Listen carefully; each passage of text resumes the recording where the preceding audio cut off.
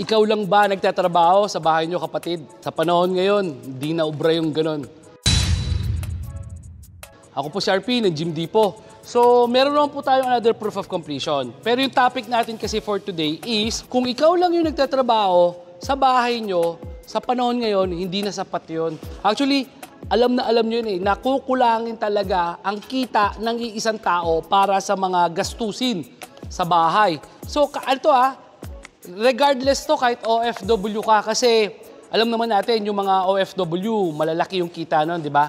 Pero regardless kung OFW ka, kailangan at least dalawa kayo nagtatrabaho sa bahay. Bakit? Kasi maaari kasing nabubuhay tayo sa sweldo natin, sa sweldo ng isang tao. Nabubuhay tayo, nakakakain tayo, nakakatulog tayo, nakakapag-aral tayo ng mga kapamilya natin doon sa sweldo natin. Pero tandaan nyo to, hindi lang kasi tayo nabubuhay para sa ngayon. So kailangan planuhin natin yung future natin. Kasi kapatid, yung susunod na topic natin parang similar to this Isipin mo kapatid, 5 years ago, nasaang sitwasyon ka? Ngayon, saan sitwasyon ka? At sa susunod na 5 years, saan ka na naman? Kasi kapatid, kung ganun pa rin yung sitwasyon mo, baka kailangan mo na magdagdag doon sa mga pinaplano mo. Yung mga financial goals mo, baka kailangan mong ayusin. So ngayon, paano mo naman gagawin yon? Kasi personal experience ko talaga to. Although single parent ako, talagang nahirapan ako para itaguyod yung mga anak ko kung ang pinanggagalingan ng kita ko ay iisa lang. So kaya nga ako nagtayo ng gym business kasi yung unang gym business ko is 30 square meters lang sa bahay lang. So, yun talaga ang goal ko kasi naisip ko yun na-realize ko yun. Sabi ko, talaga namang kulang yung kinikita ko para itaguyod yung mga anak ko. Talagang maaring nakikita nyo ngayon na ganito nakalaki yung fabrication ko. Makikita mo na meron akong 1,000 square meter na gym sa Cavite City. Makikita mo na may 800 square meters ako sa Tarlac. Maaring nakita nyo ako ngayon na ganito. Pero nung una mga kapatid, sinasabi ko sa inyo, nagsimula kami sa payak na pinagsimulan talaga. 30 square meters na garahe, makikita nyo rin sa video. Doon lang.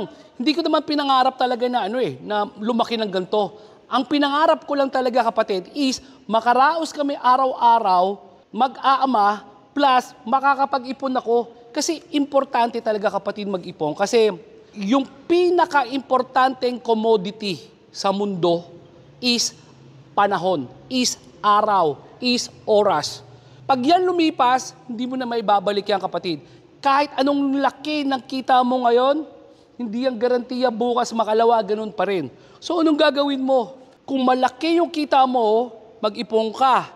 Kung kulang yung kita mo, magdagdag ka. So paano mo gagawin yon? Kasi napakahirap di ba? Totoo yan, kasi pinagdaanan ko yan. Napakahirap. Ito yung gawin nyo. Pero bago yon, paliwanag ko po muna sa inyo yung proof of completion para kay Sir Robert Ongotan at saka kay Ma'am Raquel Ongotan ng Quezon City. So ang in-order nila Sir Robert at Ma'am Raquel is package C na merong dinagdag at kinostomize. So umpisahan natin dito. So RP Super Rack at RP Smith Machine to. So shoutout pala kay Sir Ron ng Malolos, Bulacan. Dinayo tayo ni Sir Ron no isang araw. Pakita ko yung picture. So ito yung RP Smith Machine. So itong RP Smith Machine sa unahan is Smith Machine. Sa left side nito is rowing machine. At sa kanan is adjustable na crossover. A half crossover. Kasi ito, kinostomize lang nila si Robert. Pinagawang adjustable pulley. Tapos dito naman sa kanan is RP Super Rack na may lat pull down sa kanan, squat rack sa unahan, at sa kaliwa, kalahati uli ng adjustable crossover. Kaya itong dalawang to, pag pinagdikit mo, magbubuo siya ng isang adjustable pulley na crossover. Okay? Tapos meron tayong dips, plate rack, adjustable utility bench na dalawa, bench, flat, incline, decline bench press, leg press, T-bar, reverse flies with pec deck, at saka preacher care. Tapos nagpadagdag sila Sir Robert at Ma'am Raquel ng seated chest press with hyro combo. So ito, sa mga ngayon lang nanood, itong pinagkaiba kasi natin ngayon, ano to? Tong laki ng order na to, more than 300,000 po ito. Tapos, ang nire-require lang namin na down payment is 20,000 pesos. So ngayon, hindi ka matatakot maloko. So 20,000 pesos ang down payment. Pero, pag tapos na po ito, kagaya ng ganito, binivideo natin, pinapakita natin yung proof of completion para kung hindi makakapunta yung kliyente rito, alam nila na tapos na yung gamit, saka pa lang babayaran yung balanse bago po i-deliver.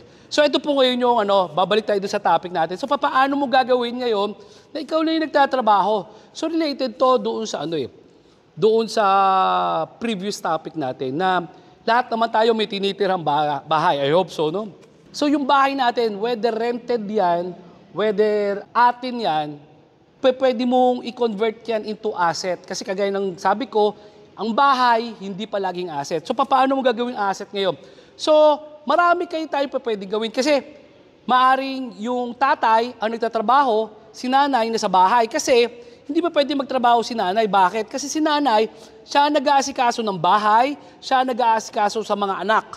Mahihirapan na si nanay is magtrabaho pa. Kailangan niyang asikasuhin yung mga anak. So ngayon, kung nasa bahay lang si nanay, hindi ibig sabihin nun is di na pwedeng kumita si nanay. So itong gagawin niya. So sa bahay, maraming mga paraan. Una, pwedeng negosyo si nanay doon sa mga online, mga ukay-ukay, benta ng mga resale, pwedeng ganon. Pero ito, kagaya sabi ko, kaya ako sinasabi to kasi ayokong may mga nag-comment kasi na kaya ako sinasabing gym business, yung maganda, kasi ito yung business ko. Pero tama naman sila. Kasi dito ko naranasan talaga, itong mga tinuturo ko to, dito ko na-experience yung mga tinuturo ko. Kagaya nito, sabi ko nga, pwede rin kayo magtayo ng tindahan, sari-sari store. Di ba? Pwede rin kayo magtinda ng car wash. As a matter of fact, hindi mo kailangan ng malaking car wash. Kasi ngayon, may mga vendo car wash na, magulog ka 5 piso, tapos meron ng car wash, yung self-service na car wash.